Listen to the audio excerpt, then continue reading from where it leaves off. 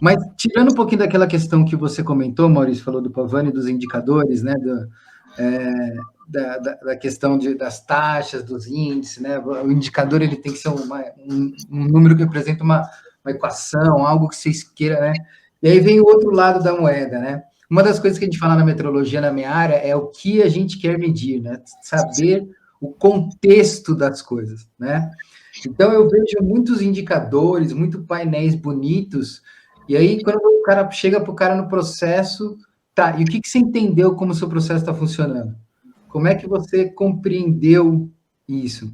Você não acha que a gente está levando a tecnologia muitas vezes para esse lado de muita demanda de informação, mas pouca análise de resultado real, de desempenho concreto em relação a isso? Então, essa seria uma primeira questão.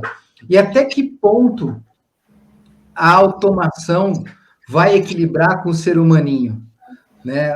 Você colocou vários pontos aí, tem um livro, um cara muito bom que eu gosto, sobre Behavioral Science, que é Dan Ariely, que eu estou terminando de ler o livro dele, que é a Psicologia do Dinheiro. Uma das coisas que ele fala é que o ser humano tem aversão à perda, né? Perder alguma coisa. Por isso que pagar alguma coisa é sempre dolorido, entendeu? Porque quando você está levando o dinheiro embora, você está sentindo aquela dorzinha, né? E você falou de perder o poder, né? Essa questão do cara não ter mais a decisão. Então, até que ponto nós vamos equilibrar isso para o cara, às vezes, de repente, mesmo com a tecnologia, querer mandar ainda?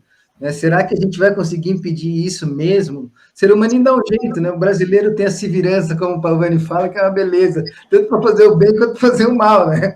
O cara se vira para fazer tudo, né? Então, esses dois pontos que eu queria ver com você, essa análise de números, que muitas vezes a gente nem sabe o que é direito, se a gente está medindo o que a gente deveria, e o ser humaninho com esse comportamento todo lindo e maravilhoso que nós temos, vai realmente enfrentar isso. Legal. Pô, você me vem duas perguntas, hein, cara? Que legal, hein? Vamos lá, primeira parte da pergunta. Primeira pergunta, tá? Uma das coisas que mexeu comigo, uma vez eu fui fazer um trabalho numa indústria, e nessa indústria nós utilizamos o modelo SCORE, né? Que é o operational, o Supply Chain Operational Reference, né?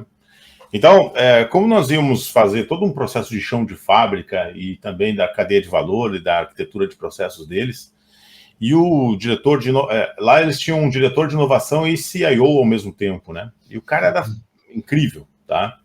E o projeto da Comil, eu até tenho uma apresentação de BPMD aqui, e eu comecei a estudar o modelo SCORE e vi o quão aquele modelo era incrível, né? Como ele era. Eu tenho uma coisa assim, um pouco autista, né? Que eu sou um cara de hiperfoco. E quando eu vou entrar a fundo num assunto, eu vou a fundo no assunto, né? Eu às vezes assim vou dormir às 4 da manhã, porque eu entrei a fundo, eu assisto muito YouTube, eu vejo muita coisa, assim, sabe? Então eu tenho que dominar o assunto para ele não me dominar ou não ser dominado. E o modelo SCORE, eu olhei aquilo ali, tinha um indicador ali que chamava-se Perfect Order, que no CBOC, né, chama-se de pedido perfeito, né? A tradução, né?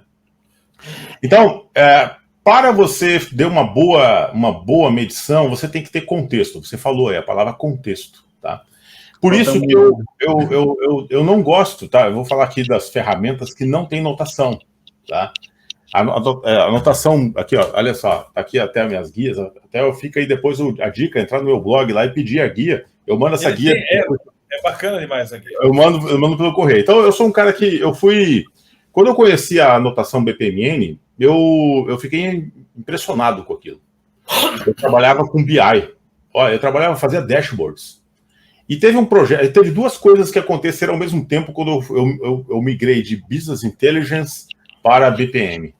Eu trabalhei num projeto que tinha uns caras fera de Lean que pensavam o modelo enxuto, né, processo no meio e os cadeia de valor e tudo mais. Né? E esses caras de Lean, eu entendi o Hoshikanri. Cara, esses caras, eu precisava da informação deles para montar os painéis. Então eu trabalhava na cereja do bolo da coisa. E eu via que aqueles caras mexiam lá na origem do dado e eles transformavam as coisas para me dar melhores informações. Ao mesmo tempo, eu soube da notação BPMN, que foi uma coisa que surgiu naquela época. E eu mandei um e-mail lá para os caras nos Estados Unidos que criaram isso aí, o cara chegou, eu comecei a perguntar, e o cara mandou para mim, stop listening about this, come here. Eu fui tive que até lá dos Estados Unidos, chutei o balde aqui das coisas que eu fazia, e eu me envolvi muito com isso, com a notação BPMN. Ao mesmo tempo, eu conheci motor de regras, aí, cara, nunca mais eu botei uma pergunta num gateway. E aí, as ferramentas que não usam uma notação, que você consegue ver no contexto do fluxo do processo, pontos que você vai ter métricas, que você vai capturar métricas naquele contexto, e depois você vai ter uma visão mais alto nível, que você consegue ver lá, digamos, no lead time, é o tempo final menos o tempo inicial, eu tenho tempo de atravessamento, né, na indústria, ou tempo de tramitação na área pública. Então, ferramentas que não têm um contexto visual de desenho como um BPMN, para mim não fazem sentido, tá? Ferramentas que são a que você colocou aí, que é um Kanban, que na verdade é automação de formulários e interação de pessoas e algumas integrações com... Para mim, eu prefiro trabalhar a questão da orquestração, sabe? De ponta a ponta. E aí, nessa orquestração de ponta a ponta, você tem integração a APIs, você integra robôs, RPA, você entrega o motor de regras, você integra com uma série de outras coisas, mas tem um fio de condução, e aí naquela orquestração você tem um contexto da medição.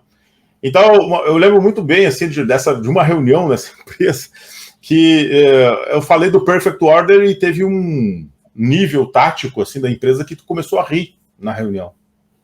E aí os caras começaram assim, eu comecei a ver, né, os caras, pedido perfeito nesse caos todo aqui. Aí eu me lembro que o CIO, cara, eu nunca vi uma aquela de cima para baixo, assim, tão bem dada, né? O cara diz assim, vocês estão pensando o quê? Se vocês não querem pedido perfeito, então cai fora, meu, né? Então, só para um exemplo, assim, de um processo, de um indicador, que você precisa, pelo menos, ter 90% perfeito, sei lá, e 10% é o que você vai tocar. Outra coisa também fundamental do score é que todos os indicadores são orientados para a perspectiva positiva. Se você olhar numa área médica, né, de acreditação, a grande maioria dos indicadores são para a perspectiva negativa do processo, que é quanta gente morreu, quantos erros médicos eu tive, quantos remédios eu entreguei errado e quantos eu matei com o remédio errado, sabe? E no score, não. Quantos pedidos de 100% eu tive uma proporção que foi perfeita, que foi assim que... E aí busca a excelência, né, do processo, tá? Então essa é a primeira questão. A segunda questão que você colocou é a questão Tá bom a primeira pergunta? Tá satisfeito, cara? Tranquilo. Tá. E aí a segunda pergunta é a gestão da mudança, né? Você está colocando aí que as pessoas vão perder, né? Perder alguma coisa quando o processo for melhorado, né? Como o Paulo, a primeira vez que eu ouvi falar sobre isso, o Paulo me disse, vamos chamar o Maurício aqui para algoritmizar essas coisas, né? E aí você algoritmiza e transforma o trabalho da pessoa em um trabalho insignificante. É comum isso, tá? No início, eu até achava assim que eu devia tangenciar isso, tá? E eu, de um certo ponto para frente dessa carreira de BPM, eu resolvi não falar mais assim de tangenciar esse assunto, sabe? É de ser mais pragmático e dar real, tá? Eu tenho visto aqui alguns projetos, tá? Que o pessoal tá pé na porta, tá? Eu tenho um caso aí, que eu não vou mencionar o nome, mas teve eu estou agora me envolvendo com governança, né? E eu me transformei em conselheiro agora de uma organização.